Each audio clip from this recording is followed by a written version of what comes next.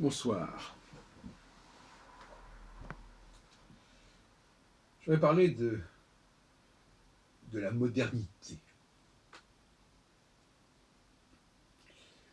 J'étais ce matin à la sortie de la synagogue avec un monsieur tunisien qui doit avoir dans les 80 ans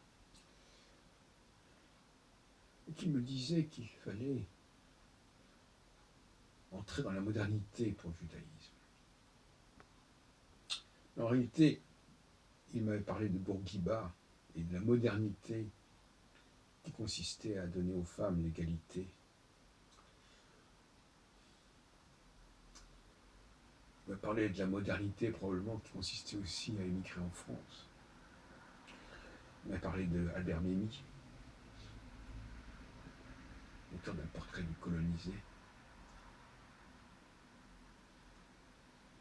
Mais ce problème de la modernité, cette fascination pour la modernité, pour employer mon vocabulaire, que faut-il en penser sérieusement? Je lui ai répondu que lorsque on ne sait pas qui on est, on ne sait pas où l'on est, on ne sait pas d'où l'on vient, alors on décide d'être dans la modernité. C'est-à-dire on décide que ce qui est autour de nous va nous déterminer, va nous façonner. C'est une fuite en avant, c'est un aveu d'échec. J'ai déjà parlé à propos de l'astrologie. Quand quelqu'un parle d'être le miroir du monde, ça veut dire aussi qu'il ne sait même pas ce qu'il est lui-même, et qu'il va se contenter, se résigner à se définir par rapport au monde, justement, qui l'entoure, à ce qui s'y passe. Alors, au nom de la modernité, n'est-ce pas, on serait le miroir du monde. On s'alignerait sur l'état du monde, sur l'époque, sur le siècle, sur le millénaire. Je n'ai pas envie d'entendre parler. Alors le progressisme, ce serait cela. Le progressisme juif consisterait à être dans son temps. Être dans son temps, comme si c'était la raison d'être du judaïsme, d'être dans son temps. Moi, je suis bien basé pour savoir que cette modernité, elle n'a que des effets pernicieux, pervers. Que c'est l'aveu d'une incapacité d'assumer ses racines, de les reconstituer, de les retrouver, de les nettoyer, de les purifier. Alors on va de l'avant, on fonce en avant. C'est d'ailleurs ce que font très bien les femmes.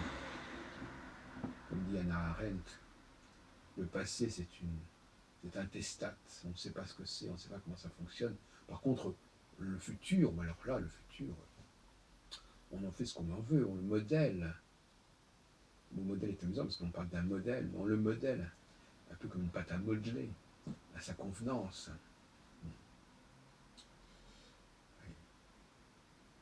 Alors je lui ai répondu que, à ce monsieur, je lui ai répondu que finalement, je ne voulais justifier ni le comportement des orthodoxes, qui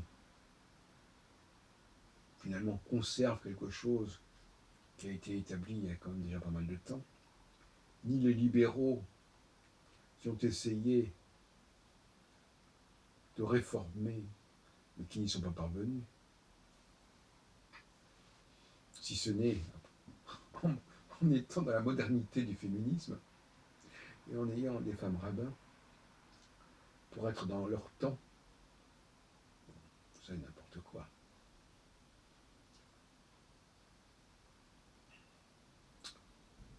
La seule modernité qui me paraisse intéressante, c'est la modernité de la conscience. Il ne s'agit pas de changer le monde, il s'agit de le comprendre. Il ne s'agit pas de vouloir que le demain soit différent d'hier. Il s'agit que l'on comprenne mieux ce qu'était hier pour comprendre mieux ce qui sera demain. ne s'agit pas de changer le monde, mais notre rapport au monde, notre conscience du monde.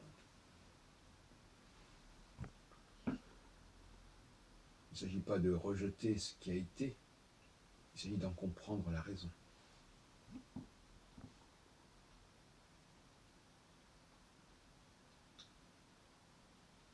Alors effectivement,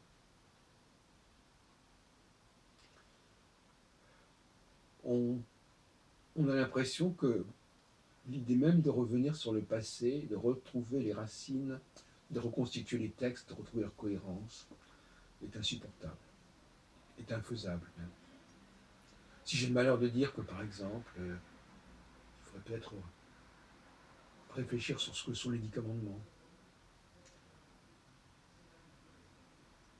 sur le fait que, par exemple, il y a des erreurs qui ont pu se glisser, des erreurs d'interprétation, des interpolations, des permutations. C'est trop compliqué pour les gens. Ou bien ils prennent les choses comme elles sont arrivées, c'est-à-dire comme elles nous sont parvenues, ou bien alors on bâtit complètement ex nihilo. Mais non, pour moi, la troisième solution est la meilleure. Il ne s'agit ni d'inventer des choses nouvelles, ni de garder une tradition complètement sclérosée, mais bien de reconstituer les origines. En tout cas, de nettoyer le système pour qu'il retrouve sa dynamique de départ. Même si ce système lui-même a pu être précédé d'autres choses, mais il y a des systèmes. Il y a un système de la langue, il y a un système de l'astrologie. J'ai écrit un ouvrage il y a en 1983 qui s'appelait Mathématiques divinatoires, paru chez Très Daniel et La Grande Coloche, avec une préface de Jean-Charles Pichon. C'était exactement cela, ma pensée. Qu'est-ce que c'était ces mathématiques divinatoires? Le titre n'est d'ailleurs pas excellent parce qu'il n'est pas explicite. Il aurait mérité un sous-titre. C'est comme ça. Surtout qu'il n'y avait même pas de quatrième de couverture à l'époque, chez Très Daniel. On pensait bien qu'un ouvrage comme ça, c'est mal présenté. Et donc,